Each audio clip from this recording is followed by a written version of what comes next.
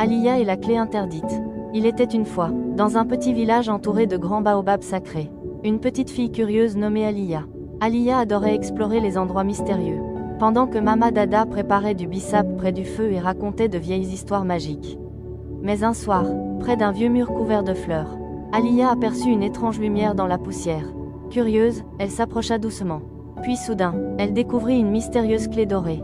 Au même instant, des symboles magiques commencèrent à tourner autour d'elle et une voix mystérieuse murmura dans le vent.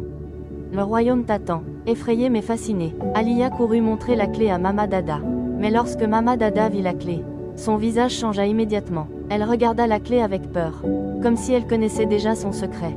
Puis elle murmura doucement, « Certaines portes doivent rester fermées. » Cette nuit-là, Aliyah ne réussissait plus à dormir. Puis soudain, cling, une lumière apparut sous son lit. La clé brillait toute seule, encore plus fort qu'avant. Les rideaux commencèrent à bouger et une lumière magique dessina un chemin lumineux sur le sol. Direction, la forêt interdite. Au loin, le grand baobab sacré commença à briller dans l'obscurité. Et une voix profonde résonna dans la nuit. « Aliyah, viens nous sauver. » Aliyah comprit alors que sa vie allait changer pour toujours. Prochainement dans l'histoire d'Aliyah, après avoir suivi le chemin lumineux dans la forêt interdite, Aliyah découvre une mystérieuse porte ancienne cachée au cœur des arbres.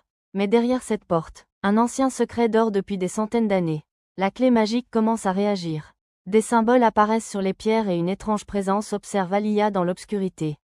Qui est le gardien de la porte? Pourquoi Aliyah a-t-elle été choisie? Et surtout, que cache réellement le royaume oublié? La suite arrive bientôt. Abonne-toi vite pour découvrir la suite des aventures magiques d'Aliyah. Active la cloche pour ne rien manquer des prochains chapitres. Bisous.